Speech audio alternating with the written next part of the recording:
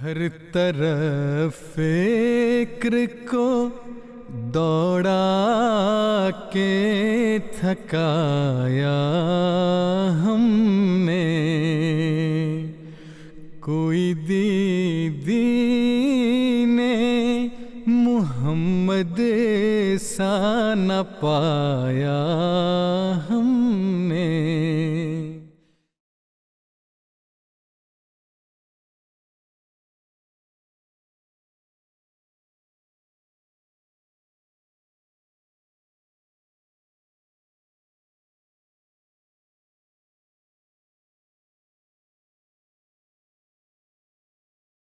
عن أبي هريرة قال: قال رسول الله صلى الله عليه وسلم: إن الله لا ينظر إلى صوركم وأموالكم، ولكن ينظر إلى قلوبكم وأعمالكم.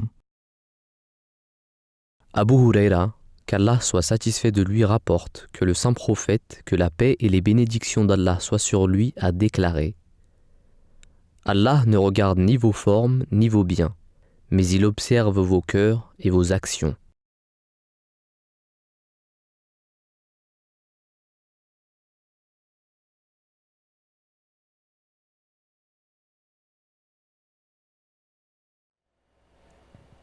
Assalamu alaikum wa rahmatullahi wa barakatuhu. Chers téléspectateurs, chères téléspectatrices, nous nous retrouvons encore une fois pour une nouvelle émission désormais devenue régulière, Lumière sur Hadith. Je vous rappelle que cette émission est dédiée à l'analyse des hadiths selon la référence du livre de Hazrat Mirza Bashir Ahmed radiallahu anhu, qui n'est autre qu'un des fils du Messie premier alayhi salat wa salam, et le frère du deuxième calife, Hazrat Mirza Bashiruddin Mahmoud Ahmed radiallahu anhu, et qui s'appelle 40 Gems of Beauty, les 40 perles de beauté.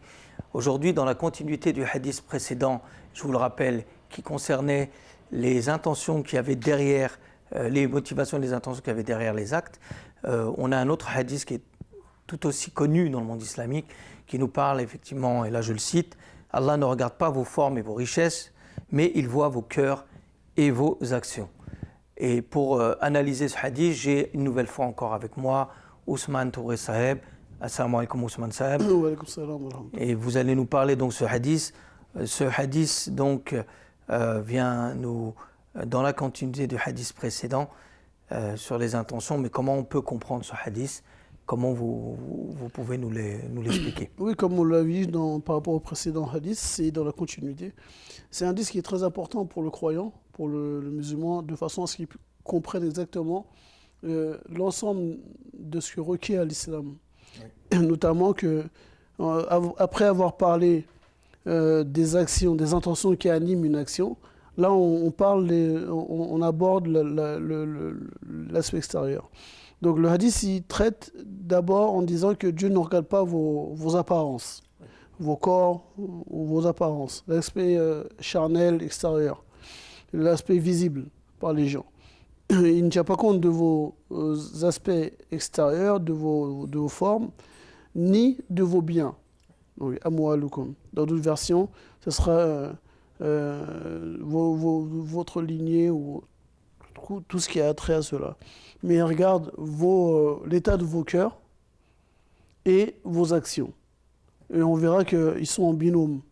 Aussi bien, dans un premier temps, il parle de l'aspect du corps et les biens.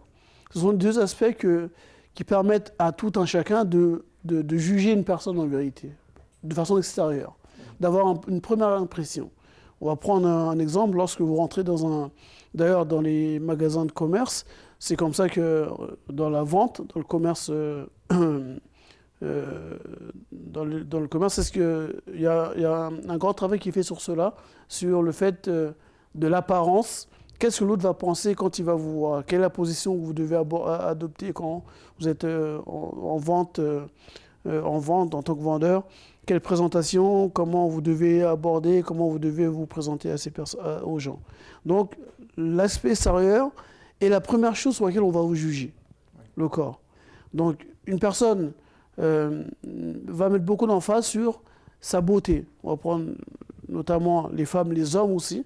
beaucoup plus les femmes que les hommes, mais les hommes aussi font très attention à leur aspect extérieur, à leur beauté, les femmes également, et prennent pourquoi par rapport à ce que les autres vont penser d'eux ou d'elles, d'accord? Et les biens aussi sont aussi un moyen de se pavaner aussi devant les gens, de montrer sa réussite sociale, professionnelle ou autre. Donc, dans ce contexte, Allah subhanahu wa ta'ala nous dit, dans ce hadith, le saint prophète sallallahu alayhi wa sallam nous dit qu'Allah ne tient pas compte de cela. Votre aspect extérieur n'est pas ce sur quoi Dieu va vous juger, ni sur les biens et les richesses que vous avez amassés et que vous avez, mais vous jugera sur deux autres aspects, l'état de vos cœurs et a'malukum, et vos actions. Ce sont ces choses sur lesquelles Dieu va juger. On avait parlé dans le hadith précédent, les actes ne valent que par rapport à leurs intentions. Là, on parle de l'intention et l'état du cœur. Et l'un précède l'autre. Le cœur, l'état du cœur fait que l'action qui résulte de cela sera l'image de l'état du cœur. D'où pourquoi, en fait, quand je vous parle de binôme, c'est vraiment dans ce sens-là. L'un vient après l'autre. Le cœur vient avant et l'action vient après. Donc Dieu, Allah subhanahu wa ta'ala, tiendra compte et vous jugera sur l'état de votre cœur et les actions qui en résultent de cet état du cœur. D'où pourquoi le croyant, il lui fait rappel dans Saint Coran, à plusieurs endroits de Saint Coran, que nous devons purifier le cœur. La taqwa, c'est le siège de toute action, de toute... comment on peut appeler ça ? Vertu, toutes les vertus, toute action vertueuse et le cœur. Oui. Et si le cœur n'est pas purifié, les actions ne seront pas purifiées. Donc l'homme doit s'atteler à purifier son cœur afin d'avoir cette crainte de Dieu qui lui permettra d'agir en conséquence en ayant des actions qui plairont à Dieu. Alors pour aller exactement dans le sens que vous venez de décrire, l'auteur, lui, nous cite d'abord effectivement la question de la beauté physique et des richesses que l'homme peut acquérir dans sa vie. Et il nous explique qu'en fait, il n'est pas question de dire que ce ne sont pas des bienfaits de Dieu, ce sont des bienfaits de Dieu qui ont leur valeur. Et vous l'avez rappelé, pour de certaines circonstances, des conditions particulières, on doit leur donner leur valeur selon leur degré respectif, donc, mais pas plus. Et ensuite, effectivement, l'auteur nous parle d'un comparatif avec ce que Allah regarde réellement. Et donc le musulman ici, selon l'auteur, et ce qu'on doit retenir d'ailleurs pour ce hadith, c'est que le musulman doit s'efforcer de purifier et d'analyser son cœur. Et dedans, il cite et il explique que le mot qalb est utilisé ici. Le mot qalb veut dire le point central ou le centre d'un organisme quelconque. Là, en l'occurrence, c'est le centre, si c'est le cœur, le centre des émotions et des sentiments. Mais il parle aussi le qalb, selon l'auteur, fait référence à la fois à l'esprit et au cœur en tant que tel. Et chacun, dans leur sphère respective, sont chacun les centres, les points centraux sur lesquels les émotions pour le cœur et les sentiments et la pensée et les idées pour l'esprit. Donc ce qu'il explique ici, c'est que bien que la beauté physique qui est effectivement plus la sensibilité des femmes et la richesse qui est plus la sensibilité masculine, même si toute proportion gardée, les deux se retrouvent, mais on doit garder à l'esprit que selon l'auteur, les deux sont source de troubles si on les déplace hors de leur contexte de valeur. Et donc si on garde ça à l'esprit, on va comprendre qu'effectivement le mot qalb étant le siège central pour le cœur en tant que tel des émotions et de l'esprit, des émotions et des sentiments, et l'esprit de la pensée et des idées, alors on comprendra qu'effectivement, le croyant ne doit pas se contenter ou de retirer une quelconque fierté de ses richesses et de sa beauté physique, mais il doit faire en sorte de faire une auto-analyse et scruter son cœur et son esprit pour les amener à une réforme, pour que, in fine, cette réforme de la pensée, de ses émotions purifiées, amène à ce que les actions qui vont résulter de ces mêmes pensées et ces mêmes sentiments et émotions puissent arriver à de bons résultats. Donc l'a'mal ici, qui symbolise les bonnes actions ici. Donc là, ce qui nous amène effectivement à ce que vous nous disiez, c'est-à-dire que dans l'époque contemporaine dans laquelle on vit, l'époque moderne, c'est un peu la course à celui qui, d'une part, accumulera le plus de richesses et de biens, ce qui est une chose éphémère et qui est somme toute, qui n'a pas de poids et qui a moins de conséquences qui a une conséquence désastreuse si on lui donne plus de valeur qu'elle l'est, et de l'autre côté, l'apparence physique qui est exacerbée dans le monde contemporain par la publicité, par les médias, par même le traitement des affaires ou de l'information. On reste uniquement dans l'aspect superficiel et dans la forme. On voit bien effectivement ici que le résultat est que les gens se plaignent que dans certaines affaires, notamment judiciaires, on va juger une personne sur une apparence. L'apparence d'une affaire, on ne va pas regarder au fond si véritablement elle est coupable ou s'il n'y a pas une circonstance qui fait qu'au fond, quand on va au fond des choses, et on ne découvre pas quelque chose de beaucoup plus... qui explique beaucoup plus la raison pour laquelle telle personne a agi de telle ou telle manière. Mais aussi de l'autre côté, c'est qu'au niveau culturel, au cinéma, au théâtre, dans la musique, dans tout ce qui est aujourd'hui présenté et donc l'homme est accoutumé quelque part par ce flot d'images, par Internet ou via médias traditionnels comme la télévision ou la radio, nous restons véritablement dans une présentation de l'être humain qui reste dans le formel et dans la fierté qu'il peut retrouver, peut chercher dans la réussite de cette course effrénée pour la recherche. Donc, c'est vrai que si vous prenez ce hadith, il est bien en contraste. Il met bien en contraste les problématiques que nous avons dans le monde moderne. Vous avez peut-être des choses à ajouter, Ousmane Sab, parce que c'est vrai que oui, c'est large. Là, vous avez exposé de façon générale la compréhension, machallah, de ce hadith. Et quand on vient au centre du croyant, du musulman, à qui s'adresse ce hadith, il faut savoir que les paroles du prophète sallallahu alayhi wa sallam s'adressent à tout le monde, croyants comme non-croyants. C'est un guide qui nous permet de savoir comment cheminer, comment aller vers Dieu, comment se purifier, comment atteindre ce but pour lequel l'homme a été créé, d'adorer Dieu, et qui in fine, est d'atteindre une paix intérieure, le bonheur, la stabilité d'esprit. Et donc, tous les hadiths qu'ils nous donnent, tous les conseils qu'ils nous donnent sont dans ce but-là. Et le croyant doit prendre acte de cela et agir dessus.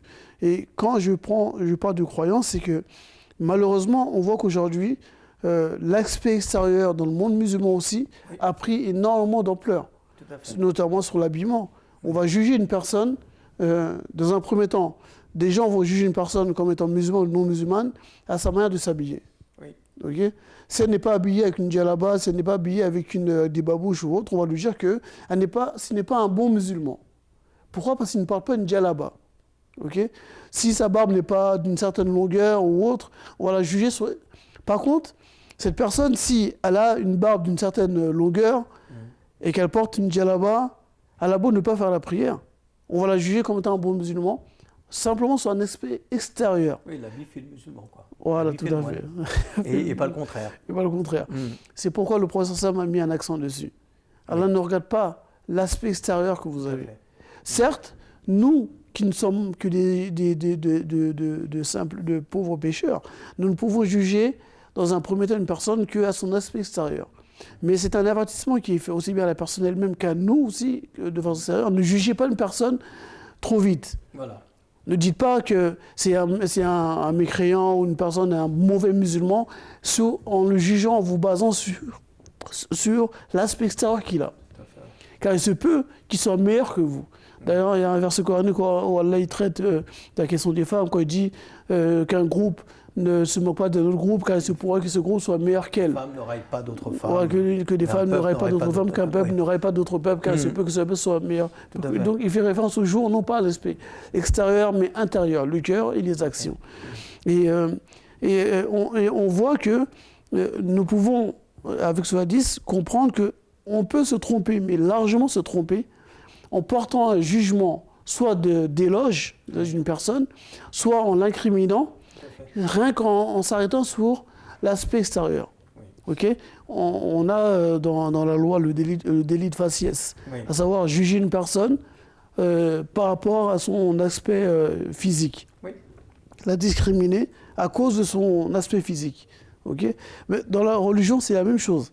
On n'a pas le droit de condamner une personne sur son aspect physique, on n'a pas le droit de la juger par rapport à sa richesse ou autre. Une personne peut être riche, mais dépense son argent pour le bien de l'humanité, mais sans qu'on le sache. D'autres sont riches et montrent aux hommes, voilà les bienfaits que j'ai faits, mais derrière, ils cherchent un autre intérêt derrière.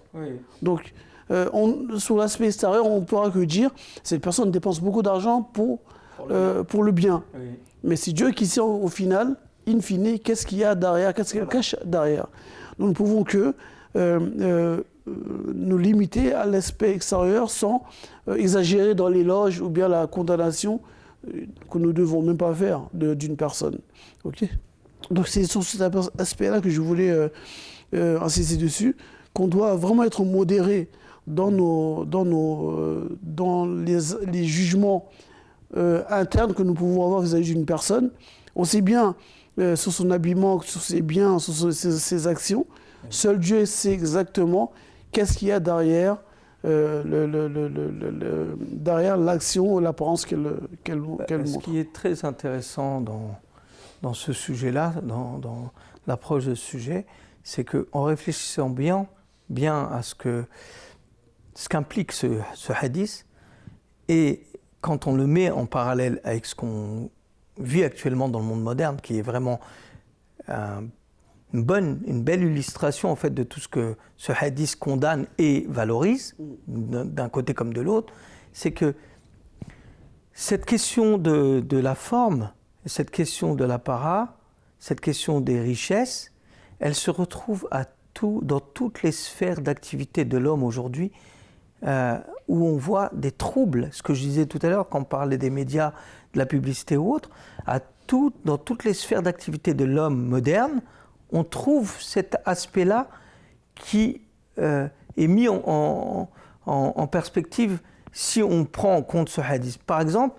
on parlait de l'aspect judiciaire, c'est-à-dire aujourd'hui, dans l'économie aussi, dans le traitement des litiges dans le domaine du commerce, dans le domaine de la relation clientèle ou d'autres choses. Mais quand on va s'arrêter rien que sur l'aspect de la justice, on a une implication parce qu'au jour d'aujourd'hui, on parle de beaucoup d'affaires qui sortent dans les médias et on a dans tout type d'affaires, on a une valorisation de ce qui est apparent, la forme.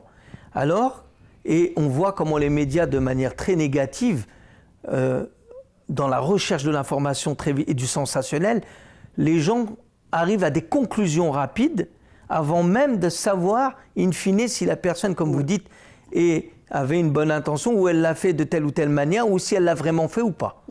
Donc vous voyez même dans le traitement et dans l'implication au niveau des activités humaines, au niveau moderne, ça a pénétré toutes les sphères de la société, dans l'entreprise, nos rapports avec nos collègues, nos rapports avec nos voisins, nos rapports avec la société, etc. On a tout un tas de choses, effectivement. Et là, on ramène à la deuxième partie de ce que nous dit l'auteur.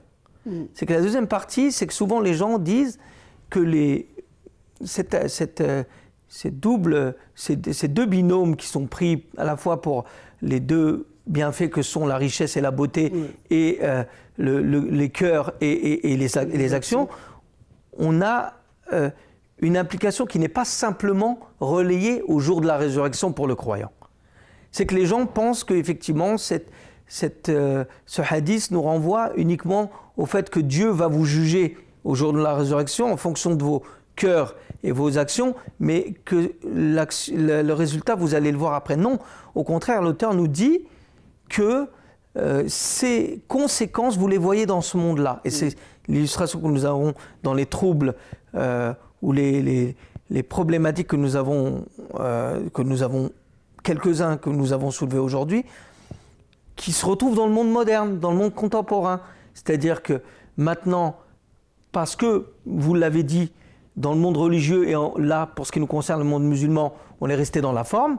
Donc, comme si le prophète Mohammed sallallahu alayhi wa sallam était venu créer, on va dire, un musulman de type vestimentaire, où il le prépare pour un défilé de mode, alors que ce n'est pas du tout ça, où ne doit être retenu que cet aspect extérieur pour gratifier une personne d'une certaine sagesse, d'une certaine piété, alors que non, ce hadith vient nous montrer le contraire, nous dire que vous allez voir que cet aspect-là, vous ne devez pas en tirer fierté parce que les conséquences de cela, vous allez voir.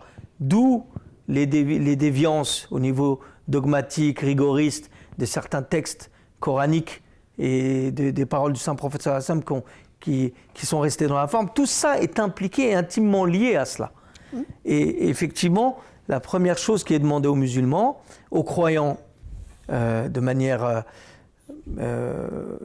très responsabilisante pour lui, c'est qu'attention, bien que ces deux choses-là ont une valeur certaine pour, quand vous les gardez, toute proportion gardée dans leur sphère et dans leur mesure qu'elles méritent, à laquelle elles sont réservées. Et de l'autre côté, vous avez aussi le plus important, c'est que vous devez faire une auto-analyse de vos cœurs, votre esprit, qui va vous montrer dans vos actions que vos cœurs et vos esprits ont été réformés et que vous avez fait un travail dessus. Et c'est la seule fierté que peut retirer un croyant, c'est de savoir qu'il est en complet accord. Et ce que dit l'auteur, c'est une fois que l'homme s'est engagé, que le croyant s'est engagé dans la bonne direction, pour faire coïncider son cœur, son esprit, et les purifier dans la bonne direction, alors automatiquement il va en voir les fruits dans ses actions bénéfiques qui vont se retrouver à l'image de son entourage, dans sa sphère limitée, mais aussi, si on généralise ça à l'ensemble des croyants, dans la société dans son ensemble. Donc là on voit effectivement qu'il y a une portée individuelle d'abord, parce que la cellule primaire de la société, c'est l'individu. Donc son bien-être, comme vous disiez, la paix intérieure, s'il la trouve, il va la diffuser de manière naturelle et elle va se voir. Et plus elle sera étendue à d'autres individus qui vont appliquer cet enseignement, et plus, alhamdoulilah, elle va avoir un effet positif et purificateur dans la société. Comme vous le dites, il est vrai que le croyant a un indicateur pour lui-même, avant d'être pour les autres, de voir, de savoir où est-ce qu'il en est par rapport à la purification de son cœur. Oui. C'est justement l'action. L'action qui résulte de l'état de ce cœur, comme vous l'avez dit, comme l'auteur le dit par rapport à cette question de binôme. Oui. Donc, l'action qu'il va faire est un indicateur pour lui de savoir dans quel état de purification, dans quel état d'avancement est la purification de son cœur. Les actions doivent amener des bonnes choses. Oui. Okay? On va prendre un exemple tout simple. L'islam est une religion de paix. Elle doit amener la paix à soi-même, et elle doit amener la paix autour de soi et dans la société. Tout à fait. Voilà la définition de l'islam. Et c'est un mot contracté de salam et aslam. La soumission à Dieu amène la paix intérieure et la paix autour de soi et dans la société. Si nous n'avons pas atteint un certain niveau de purification en conformité à cet islam que Dieu nous demande, cette religion de paix, donc l'action qui va résulter de cela va faire en sorte que nos actions vont faire peur aux autres, vont effrayer les autres et vont amener la terreur dans le cœur des autres. Oui. Donc nous avons raté le coche. Et donc c'est un indicateur. C'est un indicateur, tout à fait. C'est un indicateur pour lui d'abord, Oui. qui fait fausse route. Oui. Que c'est l'islam qui se dit pratiquer, Oui. n'est pas en conformité avec ce que requiert la purification du cœur. Tout à fait. D'où pourquoi ils sont en binôme, et l'auteur insiste beaucoup sur cette question-là, de la question du cœur et de l'action. Donc avant d'être un indicateur pour les autres, avant d'être un signe, une preuve apparente pour les autres, elle l'est d'abord pour lui-même. Oui. Okay? Les autres ne peuvent pas utiliser cela comme une preuve définitive de sa bonne croyance ou sa mauvaise croyance, de sa droiture ou de sa non-droiture, de sa purification ou de sa non-purification. Elle ne peut être que comme un indicateur afin de pouvoir le conseiller, à pouvoir rectifier si quelque chose ne va pas. Comme je vous parle de l'aspect extérieur par rapport aux hommes, on a aussi l'aspect extérieur par rapport aux femmes. Oui. Dieu nous donne des normes vestimentaires pour les hommes et pour les femmes, afin de se couvrir notre nudité, de ne pas s'habiller de façon à attirer le regard sur soi. On voit que dans le hijab que portent certaines femmes, il est tellement modélisé maintenant. Ce sont des modèles qui sont faits pour coller au corps. On ne comprend plus quel est le but. Oui, oui. Il est détourné de il est détourné du but, voilà, de la philosophie première. Tout à fait. Et on voit des personnes qui vont mettre un châle sur la tête en disant je porte le voile, porter des habits moulants où on n'a pas besoin d'être voilé simple pour qu'on dise que vous portez. Non, cette personne-là, en la voyant comme ça, le voile ne sert à rien. Ce qu'elle met sur la tête ne sert plus à rien. Oui. Puisqu'en fait, le but premier pour lequel le code vestimentaire a été mis par le Dieu dans saint Coran et montré par le responsable de ces femmes, a été raté. Okay? Donc, cette personne doit comprendre que mon but, qui était de me préserver du regard des autres, de me préserver, de garder ma chasteté, amène autre chose. Donc, je dois rectifier mon action. Mon action et mon mode vestimentaire. Oui. Le changer. Une personne, si elle veut porter une djellaba pour des raisons qui la concernent, ce n'est pas un jugement qui est porté sur elle. Mais la question qui est, parce que je porte une djellaba en tant qu'homme, je suis un bon musulman, ce n'est pas la chose. Et quelque part, effectivement, lorsque vous voyez, et on le voit souvent, dans le cas des nouveaux convertis, vous avez souvent cette tentation, je dirais, de répliquer ce que les musulmans, on va dire, de naissance font, à savoir, la première chose, c'est le vestimentaire. Alors, vous avez plusieurs personnes qui, au lieu de garder, tout en respectant les enseignements et la philosophie des enseignements derrière islamiques,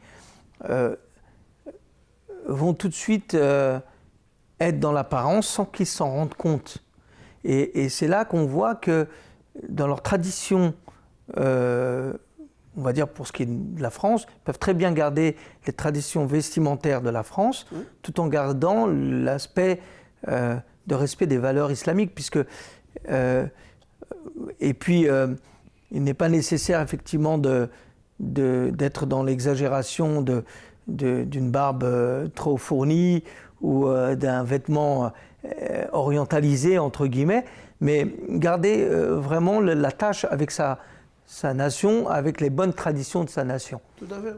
Donc là, ça nous renvoie effectivement à cette exacerbation qui se trouve dans le domaine culturel et médiatique, où on voit effectivement du côté de la beauté, bon, tout ce qui exagération du côté de la femme, mise en valeur de la femme de manière indécente ou quoi que ce soit, et de l'autre côté, où on a effectivement l'exagération et la trop grande mise en emphase de la course à la recherche des biens de ce monde de la propriété. Et là, effectivement, on voit qu'au niveau valeur, on n'a plus rien à donner, parce que souvent maintenant, même dans les questions malheureuses que nous avions traversées ces dernières années, qu'on continue à traverser, c'est que le débat sur le halal, le débat sur le voile, le débat sur toutes ces questions en fait, qui sont somme toute des questions superficielles et qui restent dans la forme. On ne va pas dans le fond des valeurs. C'est-à-dire que même les gens qui ont peur, comme vous dites, que le repli sur soi est amené par justement le formalisme de ces mêmes tenants de la religion que nous sommes les musulmans. C'est-à-dire que ce qu'on renvoie, c'est une image, somme toute, de ce qu'eux vont retenir de formalisme. Alors on va être jugé selon ce formalisme. C'est pour ça que je parlais de conséquences malheureuses du fait que les gens, non seulement dans leurs actions, ça va amener un dégât parce que le rigorisme ou le formalisme va amener, au lieu d'amener les gens à avoir un résultat positif dans leur pratique, va amener une répulsion dans la société. Et là, on voit que dans un deuxième sens, si on prend ça sous un autre angle, le deuxième binôme des bonnes valeurs à privilégier, il renvoie aussi à la prière, au moyen de la prière. C'est qu'on nous a dit dans les 5 piliers de l'islam, que nous avons traités dans un hadith précédent, qu'effectivement la prière avait un rôle central. Et elle a ce rôle purificateur aussi, où les pensées, les idées, les émotions, les sentiments vont être véritablement entraînés à s'assainir, à se purifier, de manière à ce que le musulman puisse penser positif dans un sens constructeur pour la société et non destructeur pour la société, à son corps défendant comme consciemment ou inconsciemment. C'est-à-dire que tout ça a des implications, somme toute, beaucoup plus subtiles qu'un simple fait qui soit tout de suite palpable ou des conséquences tout de suite palpables. Et je pense que, et si vous pouvez dire peut-être le mot de la fin, parce qu'il nous reste que peut-être 2 minutes, je pense là le point central qu'on doit retenir de ce hadith, c'est véritablement minimiser et relier l'aspect formel à sa place réelle et fortifier en fait l'essentiel des valeurs, à savoir une introspection de soi-même, une recherche de la perfection et de la purification intérieure. Oui, le hadith, on voit aussi qu'il fait aussi référence, on peut le relier dans, quand on prend le Saint-Coran, l'aspect extérieur du Saint-Coran et le texte à profondeur. Ouais. L'aspect extérieur n'est pas le zahir et le batin. Ouais. L'aspect extérieur n'est pas à négliger. Oui, bien sûr. Mais il n'est pas à privilégier non plus. Tout à fait. Il est dans sa sphère. Il est dans sa sphère. L'aspect sur lequel nous devons le plus nous concentrer, c'est l'aspect second, intérieur, la profondeur du texte et de nos cœurs, ça de nos cœurs. Et la purification du cœur se fait par la prière, comme vous l'avez dit, vous l'avez très bien expliqué, qui permet à l'esprit, aux pensées, aux sentiments de s'assainir, de pouvoir faire en sorte d'avoir cette intention qui soit toujours purifiée et dont les résultats qui résulteront de l'état du cœur. Et c'est un marqueur, et je termine par ça, l'action d'une personne est un marqueur apparent pour lui-même, à l'effet de l'avancement de la purification de son cœur, de l'état de son cœur, et un aspect aussi extérieur pour les autres, de voir à quel degré de purification et d'élévation spirituelle cette personne est. Et quelles actions bénéfiques peuvent résulter de cette action intérieure. En tout cas, c'est un sujet très très passionnant. Jazakumullah de nous avoir éclairé, Ousmane Saeb. Je vous remercie de nous avoir suivis encore une fois.